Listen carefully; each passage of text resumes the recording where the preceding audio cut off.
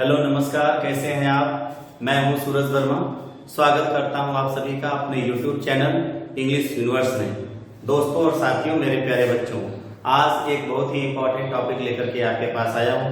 इसके पहले मेरी कुछ वीडियोस आई हैं जिसमें आपने टेंस वगैरह के बारे में पढ़ा होगा, लेटर राइटिंग के बारे में पढ़ा होगा और साथ ही साथ कुछ डायरेक्ट इनडायरेक्ट की चीजें पढ़ी होंगी। आज जो मेरा टॉपिक है उस टॉपिक पे हम बात करने से पहले आपको ये बता दें, इस टॉपिक को हम तब तक नहीं जान सकते कि अगर हम जब तक टेंस नहीं जान सकते। इसलिए आपसे रिक्वेस्ट है कि अगर आप एक्टिव पैसिव, यानी आज का जो टॉपिक है एक्टिव पैसिव, इसके बारे में अगर डिटेल जानना चाहते हैं तो एक बार मेरे प्रेजेंट पास्ट और फ्यूचर की वीडियोस को जरूर देख लीजिएगा ताकि आपका कंसेप्ट क्लियर हो जाए। आइए चलते हैं हम एक्टिव पैसिव वॉइस की ओर। आप एक सिंपल सा सेंटेंस में आपको बताऊं कि किसी भी सेंटेंस को कई तरीके से लिखा जाता है या किसी भी बात को कई तरीके से कहा जाता है। जैसे मैंने कहा, मैं किताब पढ़ता हूं, मैं किताब पढ़ता हूं, और इसी सेंटेंस को ऐसे कह दिया, मेरे द्वारा किताब पढ़ी जाती है। मैं किताब पढ़ता हूं, इसमें मैं वर्ड पे फोकस किया गया। मैं यानी कि सब्जेक्ट यानी कि कर्ता, और मेरे द्वारा किताब पढ़ी जाती है, इसमें किताब पे फोकस किया गया। किताब यहाँ पे कर्म है यानी कि ऑब्जेक्ट। यानी एक्टिव वॉइस और पैसिव वॉइस को हमको कुछ यूं समझना है। एक्टिव वॉइस का मतलब एक्टर, एक्टर मतलब हीरो, हीरो मतलब सब्जेक्ट, सब्जेक्ट मतलब उस सेंटेंस का सर्वे सर्वा, उस सेंटेंस का मेन आदमी। जैसे मैं बाजार जाता हूं तो कौन बाजार जाता है? मैं क्या हुआ? सब्जेक्ट। यानी जब किसी भी सेंटेंस की शुरुआत उसके सब्जेक्ट से होगी तो वो होगा हमारा एक्टिव वॉइस, हिंदी में कहते हैं कर्तव्यवाची। और स्कूल इज गॉन बाय मी, मेरे द्वारा स्कूल जाया जाता है, यानी कर्म को जब उसने सब्जेक्ट बना लिया। और अगर हम सबसे पहले कर्म से वाक्य स्टार्ट करेंगे, ऑब्जेक्ट से वाक्य स्टार्ट करेंगे तो उसे हम कर्मवाची या हम उसे पैसिव वॉइस करते हैं। एक्टिव वॉइस और पैसिव वॉइस को समझने के लिए हम आपको अपने व्हाइट बोर्ड की ओर ले चलते हैं, और यहाँ पे मैंने पहले ही एक सेंटेंस लिखा हुआ है, ध्यान देंगे। आई गो टू स्कूल, मैं स्कूल जाता हूं। इसको मैंने चेंज कर दिया और कह दिया कि इसको हम ऐसे भी लिख सकते हैं, school is gone by me. School is gone by me यानी कि मेरे द्वारा स्कूल जाया जाता है। अब यहाँ पे ध्यान दें, यहाँ पे मैं, इस सेंटेंस में मैं क्या है? सब्जेक्ट है, मैं सब्जेक्ट है। ये हो गया हमारा एक्टिव वॉइस, ये हमारा है एक्टिव वॉइस। और मेरे द्वारा स्कूल जाया जाता है या स्कूल मेरे द्वारा जाया जाता है, हमने किस पे फोकस कर दिया है ना? ऑब्जेक्ट पे। ये हमारा हो गया पैसिव वॉइस। ठीक है, ये एग्जांपल के माध्यम से मैंने आपको समझाने की कोशिश की। अब हमको क्या समझना है? हमको समझना है कि क्या हर सेंटेंस का पैसिव वॉइस होता है? नहीं, बिल्कुल नहीं। हर सब्जेक्ट, हर सेंटेंस का पैसिव वॉइस नहीं होता। इसमें हम सबसे पहले बताएं कि एक ऐसे सेंटेंस जिसका कॉम्प्लीमेंट न हो, जिस सेंटेंस का पूरक न हो, कॉम्प्लीमेंट न हो, उस सेंटेंस का पैसिव वॉइस नहीं बनता है। अब आप पूछेंगे कॉम्प्लीमेंट क्या है? दोस्तों, साथियों, मेरे प्यारे बच्चों, किसी भी सेंटेंस में तीन चीजें होती हैं, सब्जेक्ट, वर्ब और कॉम्प्लीमेंट। सब्जेक्ट, वर्ब और कॉम्प्लीमेंट से मिलकर के हमारा सेंटेंस बनता है। जैसे हम आपको एग्जांपल दे दें, सब्जेक्ट ऐसे कर दें, आई गो टू स्कूल, ध्यान दीजिए, और फिर लिख दें आई गो। ये दोनों सेंटेंस हमारे कंप्लीट हैं। मैं तो बहुत बेसिक बात बता रहा हूं, एक रिवोल्यूशनरी एफर्ट है मेरा। आई गो टू स्कूल और दूसरा मैंने लिख दिया आई गो। ये भी सेंटेंस हमारा सही है और ये भी सेंटेंस सही है। दोनों में डिफरेंस जानते हैं क्या है? इसमें हमारा एक कॉम्प्लीमेंट है, इसमें कॉम्प्लीमेंट है, जबकि यहां पे हमारा कोई भी कॉम्प्लीमेंट नहीं है। हेलो, यहां पे कोई भी कॉम्प्लीमेंट नहीं है, पूरक यहां पे कुछ भी नहीं है। यानी जिस सेंटेंस का कॉम्प्लीमेंट नहीं होगा उस सेंटेंस का पैसिव वॉइस भी नहीं बनेगा, और जिस सेंटेंस का कॉम्प्लीमेंट होगा उसका पैसिव वॉइस बनेगा। ये है आपका रूल, बेसिक रूल नंबर 1 याद करिए। जिस सेंटेंस का कॉम्प्लीमेंट होगा उसका पैसिव वॉइस बनेगा और जिसका कॉम्प्लीमेंट नहीं होगा उसका पैसिव वॉइस नहीं बनेगा। अब सवाल ये उठता है कि कॉम्प्लीमेंट होता क्या है। ये है सेंटेंस का मैंने लिख दिया। कॉम्प्लीमेंट में आप नोट कर लीजिए OTPRM, ये फार्मूला नोट करिएगा बच्चों। OTPRM, O फॉर ऑब्जेक्ट, यानी कॉम्प्लीमेंट कभी कभी ऑब्जेक्ट, कभी कभी कॉम्प्लीमेंट के रूप में काम करता है, कभी कभी टाइम हमारा कॉम्प्लीमेंट के रूप में काम करता है, कभी कभी प्लेस हमारा कॉम्प्लीमेंट के रूप में काम करता है, कभी कभी रीजन हमारा कॉम्प्लीमेंट के रूप में काम करता है और कभी कभी मैनर हमारा कॉम्प्लीमेंट के रूप में काम करता है। OTPRM, object, time, place, reason and manner. These are the 5 key points which function as a complement in a sentence. A sentence which contains complement can be changed into passive voice, but a sentence which does not contain the complement cannot be converted into passive voice. This is the basic rule. ठीक है, ये चीजें आप note कर लीजिए। आइए अब मैं आपको आगे बताता हूं। आगे बढ़ने से पहले कुछ कॉमन चीजें, कुछ बेसिक रूल्स पे हम बात करते हैं। क्या करेंगे, किसी भी सब्जेक्ट, किसी भी सेंटेंस को एक्टिव से पैसिव बनाने के लिए रूल नंबर 1, सब्जेक्ट को हम चेंज करेंगे ऑब्जेक्ट में। हेलो, सब्जेक्ट को चेंज करेंगे ऑब्जेक्ट में और ऑब्जेक्ट को चेंज करेंगे सब्जेक्ट में। समझ गए आप। और तीसरा कि यूज ऑफ बाई का इस्तेमाल करेंगे, ये नियम नोट कर लीजिए। सब्जेक्ट को ऑब्जेक्ट में चेंज करेंगे। मैंने बोला ना कि जब सब्जेक्ट पे फोकस करेंगे तब तो एक्टिव होगा और जब हम ऑब्जेक्ट पे फोकस करेंगे तो पैसिव हो जाएगा। सब्जेक्ट को ऑब्जेक्ट में, ऑब्जेक्ट को सब्जेक्ट में, यूज ऑफ बाई। और मोस्ट इंपॉर्टेंटली आप क्या करेंगे, third form of verb, verb की यानी क्रिया की तीसरी अवस्था ही प्रयोग की जाएगी। Subject object, object subject, use of by और third form of the verb. Subject को जब हम ऑब्जेक्ट में चेंज करेंगे तो कुछ यूं वाला रूल निकालेंगे। अगर हमारा आई सब्जेक्ट है तो आई को मी में कन्वर्ट कर देंगे। अगर हमारा वी है तो वी को अस में कन्वर्ट कर देंगे। यू हमारा कन्वर्ट नहीं होगा। अगर दे आया है सब्जेक्ट में तो उसका देम हो जाएगा, अगर ही आया है तो उसका हिम हो जाएगा और अगर सी आया है तो उसका हर हो जाएगा।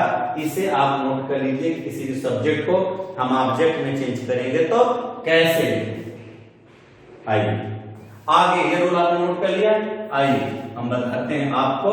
सबसे पहले हम टेंस के हिसाब से बात करते हैं। टेंस में हम सबसे पहले आते हैं प्रेजेंट टेंस में।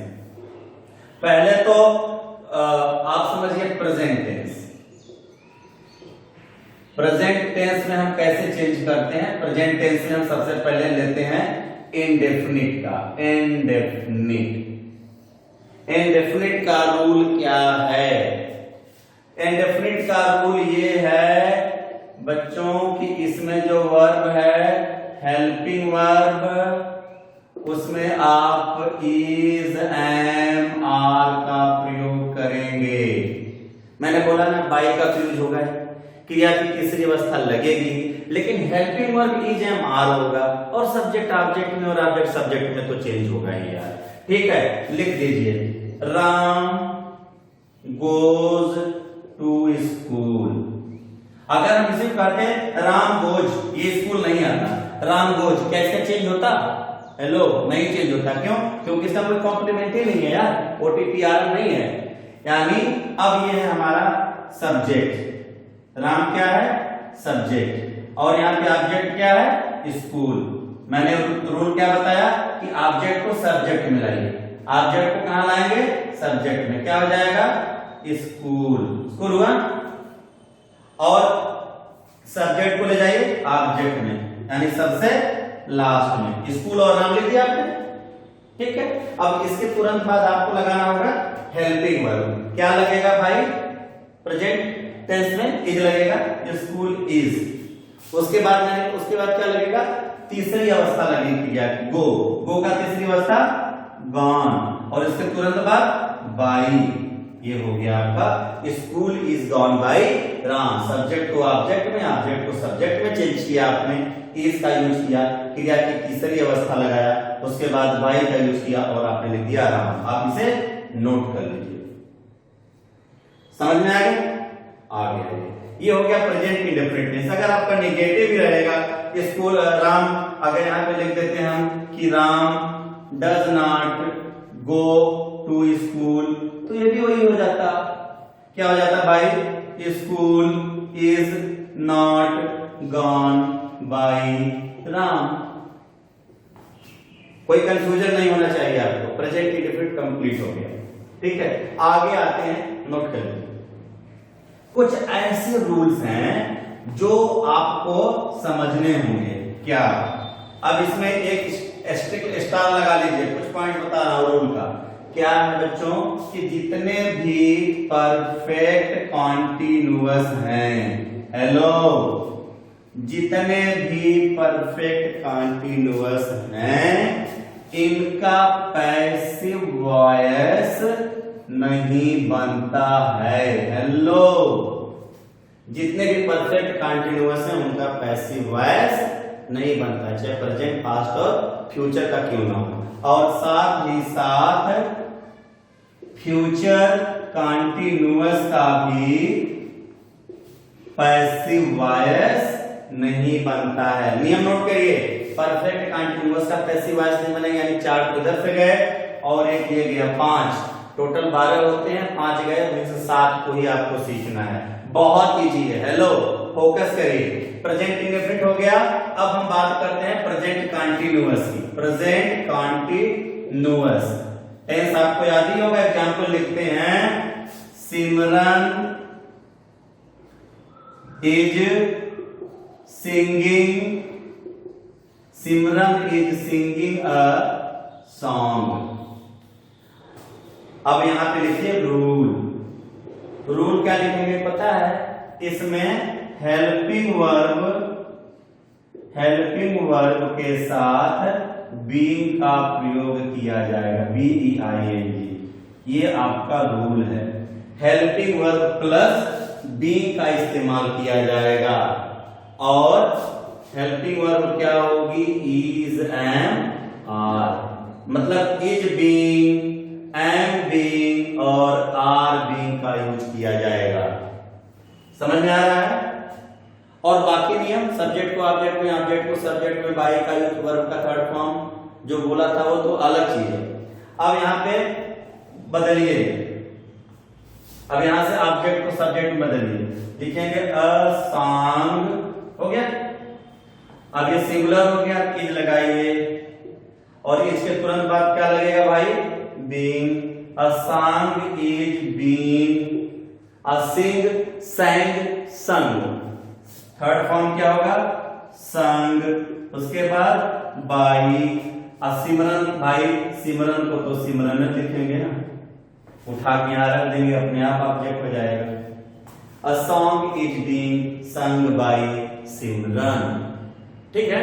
अगर इसी को नेगेटिव बना देते, is not singing, after sentence लिख लेंगे a song is not being sung by Simran हो जाता। आप इसको नोट कर लीजिए। प्रेजेंट इंडेफिनिट और प्रेजेंट कंटीन्यूअस क्लियर हो गया। आगे रहिए, मैंने मिटा दिया। अब हम बात करते हैं प्रेजेंट परफेक्ट की। किसकी बात करते हैं दोस्तों? प्रेजेंट परफेक्ट की। प्रेजेंट परफेक्ट जैसे I have eaten food, I have eaten food, इसको बदलना है। इसका आपको रूल मैं बता दूं, रूल याद करिए। अगर इसमें हैज है और अगर हैव है तो उनके साथ बीन का प्रयोग करेंगे। हेलो, किधर है? बीन का यूज किया जाएगा।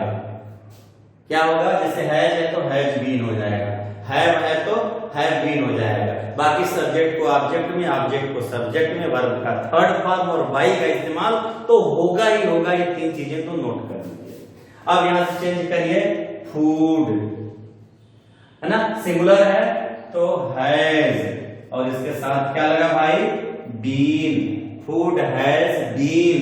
अब इसमें थर्ड फॉर्म लगाना क्या समझना, परफेक्ट तो हमेशा थर्ड फॉर्म में ही होता है, जैसा का उतार दीजिए, ईटेन बाई, और आई का क्या होता है दोस्तों, मी, आई का क्या होता है, मी। ये देखिए आई सब्जेक्ट था, इसको हमने मी यहाँ पे बदल दिया किसमें, ऑब्जेक्ट में, और जो हमारा फूड यहाँ पे ऑब्जेक्ट था, इसको हम फूड को यहाँ पे ला करके सबसे पहले लिख दिए, और ये हो गया सब्जेक्ट। यही ना मैंने बताया कि जब ऑब्जेक्ट को सब्जेक्ट में बदलते हैं तो वो होता है आपका पैसिव वॉइस।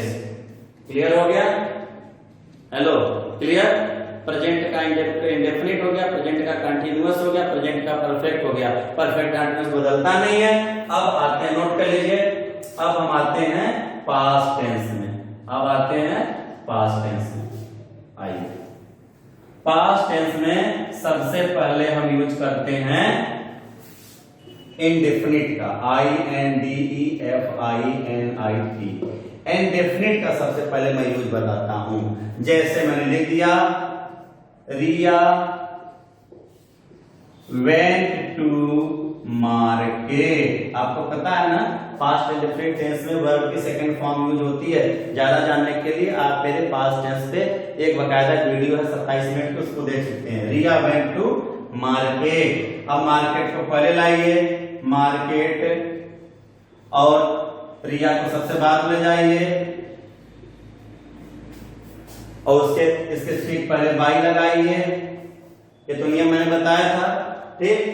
अब क्या है, इसमें जो रूल आपका है दोस्तों, वो ये है कि पास्ट टेंस में हम वाज और वर का यूज करेंगे। कैसे, हेल्पिंग वर्ब में। हेल्पिंग वर्ब में वाज और वेयर का यूज किया जाता है। आप नोट करिए, सिंगुलर के साथ वाज और प्लूरल के साथ वर। मार्केट वाज, और वेंट का फर्स्ट फॉर्म गो, और उसका third form gone. Market was gone by Riya. Market was gone by Riya. दूसरा सेंटेंस लिखें, Mukesh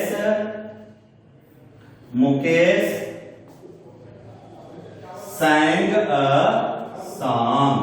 Mukesh sang a song। इसको बदलिए तो क्या हो जाएगा, a song, यहां से नोट करिए, a song।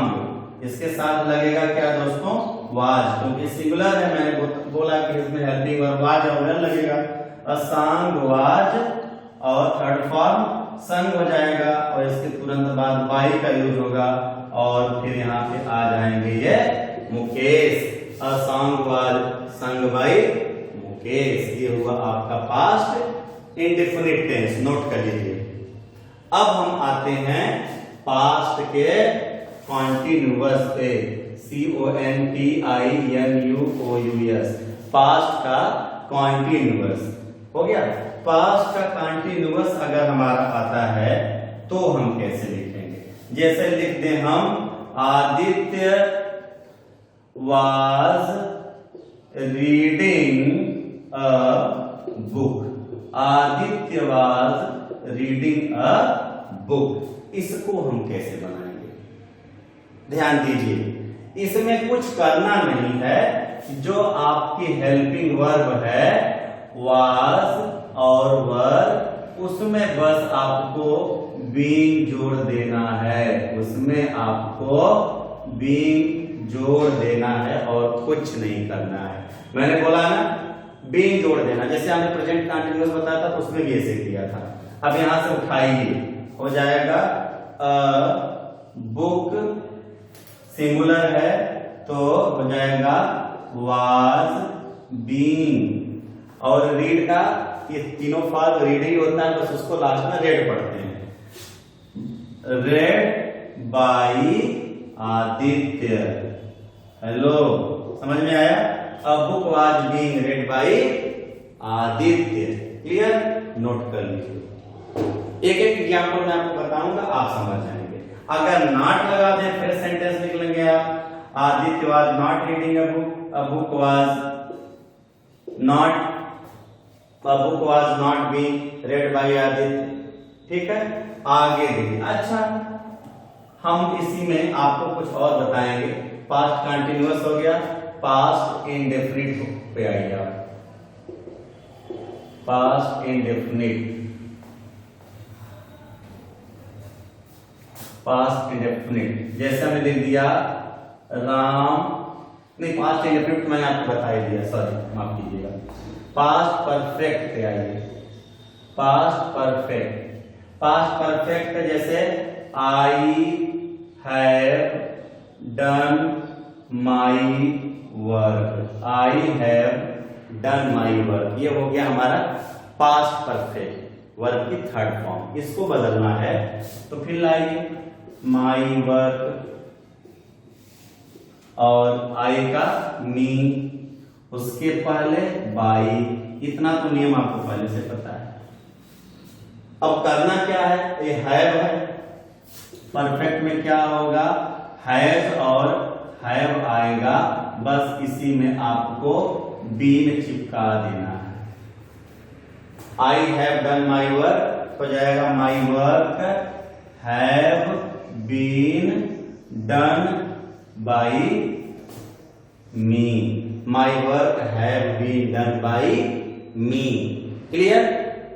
चलिए, तो अब इसमें आएगा पास्ट परफेक्ट कंटिन्यूअस, बदलता नहीं है। अब हम आते हैं फ्यूचर में, उसके बाद हम कुछ कॉमन रूल बताएंगे। अब यहां पे हम लिखते हैं फ्यूचर। फ्यूचर, फ्यूचर में जैसे कहेंगे आई विल गो, भाई आई साल भी लिख सकते हैं, I will go to market, I will go to market. इसमें क्या है, इसमें बस आपको क्या करना है, रूल ये है बच्चों कि जो हमारा विल है, जो हमारा शैल है, उसमें हमको बस बी जोड़ देना है। क्या जोड़ देना है, विल बी और शैल बी। यहाँ पे पॉइंट नोट करिएगा, चूंकि इसमें विल बी और शैल बी बनाते हैं, इसीलिए जो हमारा फ्यूचर कॉन्टिन्यूअस है, हेलो, जो हमारा फ्यूचर कॉन्टिन्यूअस है उसका हमारा पैसिव वॉइस नहीं बनता, उसका हमारा पैसिव वॉइस नहीं बनता। लोग पूछेंगे क्यों, किसी को नहीं पता, मैं बताता हूं। इसलिए दोस्तों, क्योंकि फ्यूचर कॉन्टिन्यूअस का जो हेल्पिंग वर्ब है वो हमारा होता है विल बी और शैल बी। होता है कि होता है? आप पहले टेंस वाले में पढ़ेंगे फ्यूचर टेंस को, फ्यूचर कंटिन्यूअस का हेल्पिंग वर्ब विल बी और शैल बी होता है। अब क्या है, मैटर कहां फंस रहा था, इधर फ्यूचर टेंस को जब हम पैसिव वॉइस से बदल रहे थे तो भी विल बी और शैल बी लगा रहे थे, यहाँ पे कंफ्यूजन होता कि ये पैसिव वॉइस है या फ्यूचर कंटिन्यूअस है। हालांकि अलग बात है कि बाई का यूज होगा, थर्ड फॉर्म यूज होगा, तुम समझ जाएंगे सब्जेक्ट को ऑब्जेक्ट में, ऑब्जेक्ट को सब्जेक्ट में बदलेंगे, लेकिन फिर भी इसीलिए फ्यूचर कंटिन्यूअस का पैसिव वॉइस नहीं बनता। इसको यहां से जोड़ें, I will be, I will go to market, क्या लिखेंगे, market will be gone by me, market will be gone by me. अब देखेंगे कि अक्सर स्पोकन वगैरह में या रिटन में इस तरीके के सेंटेंस नहीं लिखे जाते हैं, पर हम यूज कर सकते हैं। ये हमारा वॉइस का एक फॉर्मेट, और ये चीजें आपको समझ में आ गई। फ्यूचर इंडेफिनिट हमने बता दिया। अच्छा, अब हम नोट कर लीजिए, अब हम इसी में फ्यूचर का परफेक्ट आपको बताते हैं। फ्यूचर का परफेक्ट बताते हैं। फ्यूचर का परफेक्ट कैसे होगा भाई?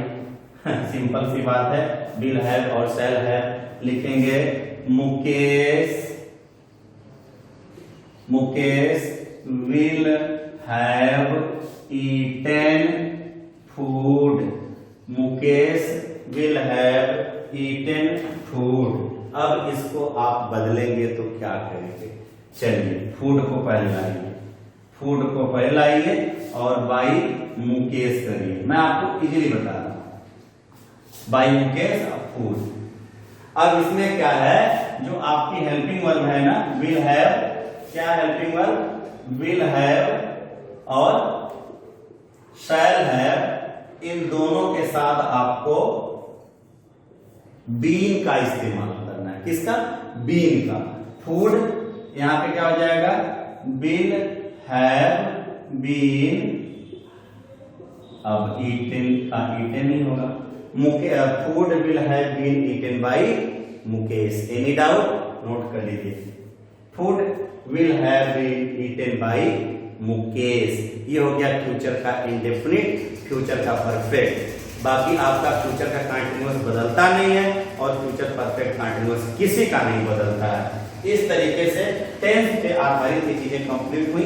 कुछ और स्पेशल रूल मैं आपको क्लियर कर देता हूं। जैसे जब हमारे इंपेरेटिव सेंटेंस आते हैं, जैसे कह दिया जाए please open the door, please open the door. जब प्लीज आ जाए तो उसको आप बदल दीजिए you are requested to, you are requested to.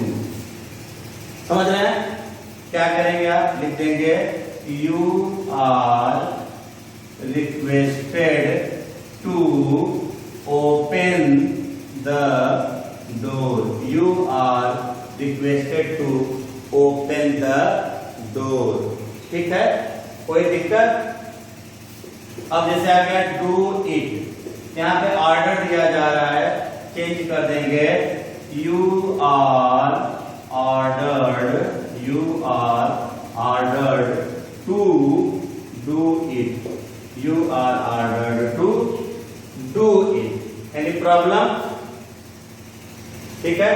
अब अगर इस तरीके के सेंटेंस आएंगे तो आपको इस तरीके से यूज किया जाएगा। हालांकि अभी बहुत चीजें हैं एक्टिव पैसिव की, हम किसी दूसरे वीडियो में एक बार और आपको ले चलेंगे।